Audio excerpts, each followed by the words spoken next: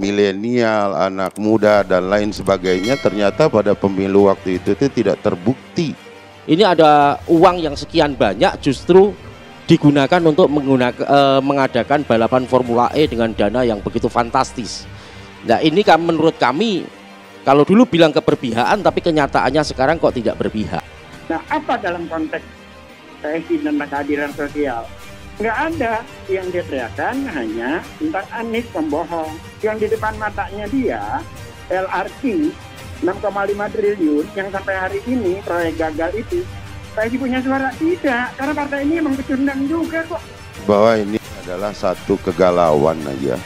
Bahkan pidato di depan presiden dia tidak punya penghormatan. Dan kalau judulnya PSI serang Anies upaya jegal 2024, makin banyak diserang Pak Anies. Menurut saya makin sulit dijegal. PSI adalah aset bangsa juga yang harus juga diselamatkan. Yang dia punya kemampuan hanya mencaci maki dengan kalimat-kalimat yang penuh kebohongan. Jangan sampai kemudian niat dari sebuah partai berdiri itu untuk mengambil atau merebut kekuasaan, menjalankan amanah rakyat, justru isinya bukan lagi hal-hal yang bagaimana kita membangun negara ini dengan baik. Setiap minggu mendapatkan penghargaan.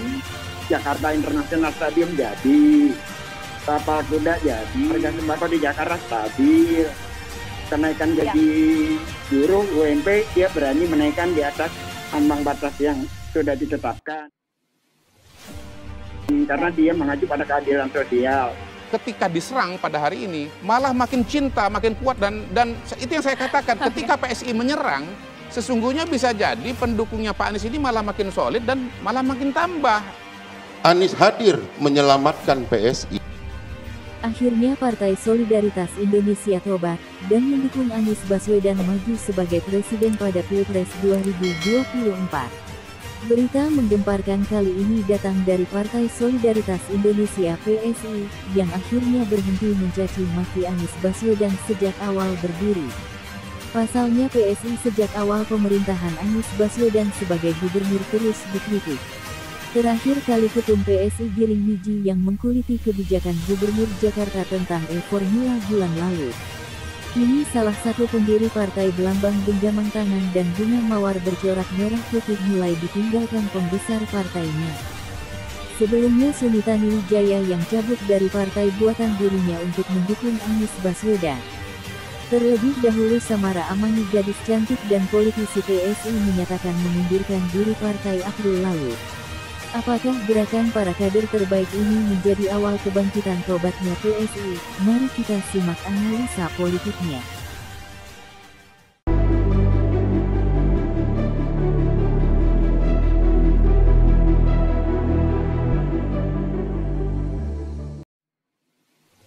Grace Natali, Suni mengakui dukung Anies, untuk itu mundur dari PSI.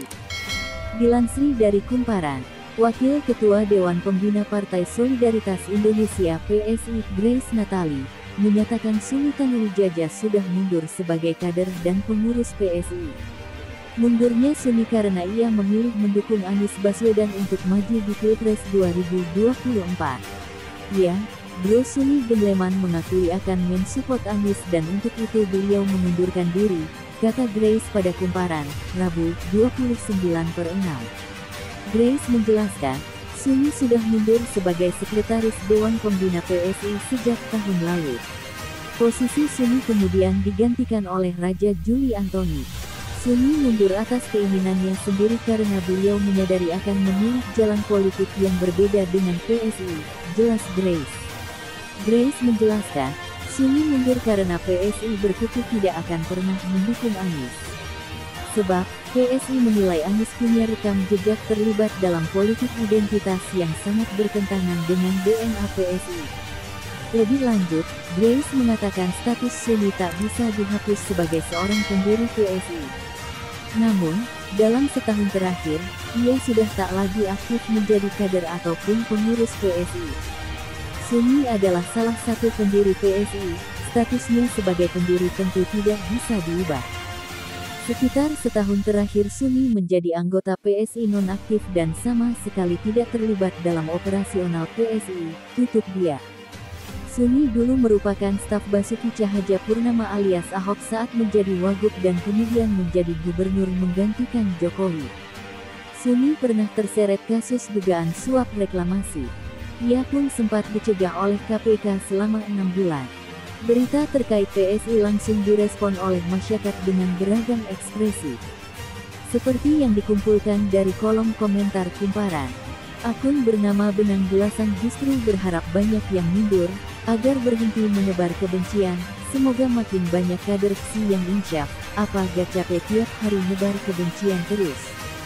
Jason Alam justru menekankan jangan dipercaya omongan dari partai 0, gak perlu dipercaya omongan ini orang, kayaknya deklarasi Napiter dan FP palsu juga dari golongan DJB, mulai dari jalan ambles penuh dramanya partai 0,00. Katanya Partai Solidaritas, tapi jika salah satu kader berbeda pilihan langsung dikeluarkan.